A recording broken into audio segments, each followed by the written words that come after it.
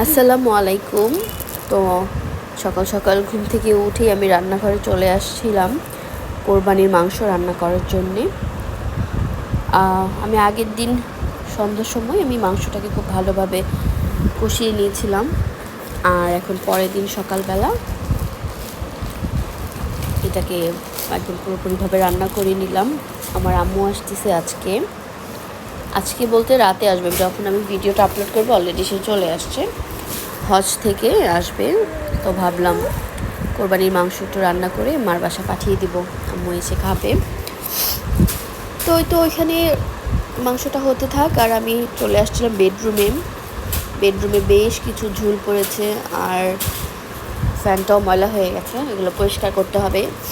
এবার তো আসলে কাজ করতে পারিনি ঈদের সময়ভাবে, কারণ আমার বাচ্চাটা অসুস্থ ছিল, আমি আগের ব্লগে বলেছিলাম। তো পুরো বেডরুমটা মানে 3বার ঝাড়ু দেওয়ার পরও আমি এতগুলো ময়লা পেলাম। প্রথমে একবার ঝাড়ু দেওয়ার আগে ঝাড়ু দিয়েছি, তারপর একবার ঝুল ঝাড়ু দেওয়ার পরে, আর এখন ফ্যান মোছার পরে। তো বাচ্চারা দুষ্টুমি করছিল।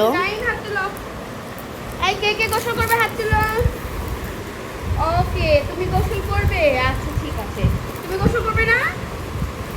হ্যাঁ ঠিক আছে। তো বাচ্চাদের গোসল করাবো, এর আগে আমি এখানে 4টা মালটা নিয়েছি, লেবুর মতো টুকরো করে নিলাম। আমি জুস করে নিব। আমি ফ্রুটসের জুসগুলো বেশিরভাগ আমি আমার হাতেই করি, আর মালটাটা এভাবে লেবুর মতো কেটে নিলে রসটা বের করতে খুব সুবিধা হয়। তো আমি এটা ফ্রিজ থেকে বের করে পানিতে ভিজিয়ে রেখেছিলাম যেন ঠান্ডাটা তাড়াতাড়ি চলে যায়।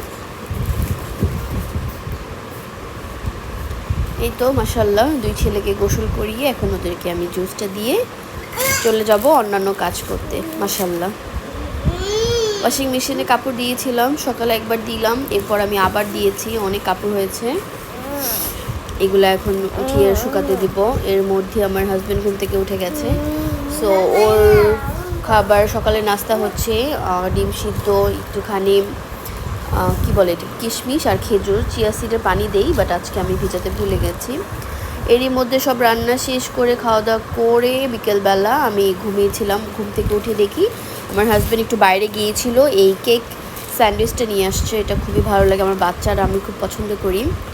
আর দুপুরে বৃষ্টি হচ্ছিল, তাই আমি সোফায় কাপড় শুকিয়ে দিলাম, আর বাচ্চাদের জন্য এখানে একটু নুডলস রান্না করছিলাম। এরপরে সন্ধ্যার সময় হাজব্যান্ড অফিসে যাবে, তো এর আগে আমি আম্মুর জন্য মাংসগুলো সব একটা বক্সে নিয়ে নিলাম। ও আমার আম্মুর বাসায় দিয়ে তারপর অফিসে যাবে। আমার হাজব্যান্ড রাতে অফিস করে। এই তো খুব ভালোভাবে দিয়ে এরপর আমি এটাকে একটু ক্লিন করে নিচ্ছিলাম, যেহেতু ও বাইকে নিয়ে যাবে, যেন এটা কোনোভাবে লিক না করে, পড়ে না যায়। এরপর ওর জন্য আমি আমার হাজব্যান্ডের জন্য একটুখানি মাংস রেখে দিয়েছিলাম, আর একটু ঝোল রেখে দিয়েছিলাম। সো ঘুম থেকে উঠেছিল বিকেলে, ওর একটু কাজ ছিল অফিসের, সেটাও করে অফিসে চলে যাবে। তো ওর জন্য আমি পরোটা আর ওর গরুর মাংস গরম করে দিলাম। এটা ওর ডিনার প্লাস হচ্ছে সন্ধ্যার একটা নাস্তা হয়ে গেল। এরপর হাজব্যান্ডকে বিদায় দিয়ে আমি আমার রুমে এসেছিলাম, কিছু কাজ করলাম, তখন এই ফোনটা আমার চোখে পড়লো, আমার iPhone 16 Pro Max। আমার ছেলে ফেলে দিয়েছিল জানালা দিয়ে, সেটার স্ক্রিনটা ভেঙে গেছে। ফোনটা দেখলেই কেমন যেন একটু খারাপ লাগে। পুরো সাইড সব কিছু ভালো আছে, জাস্ট মেইন স্ক্রিনটা ভেঙে গেছে।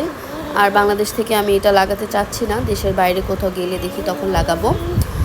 এই তো রাতে ঘুমাবো, ছেলেদের জন্য দুধ নিয়ে এসেছি, আর এখন দেখি ঘরের এই অবস্থা করে রাখছি।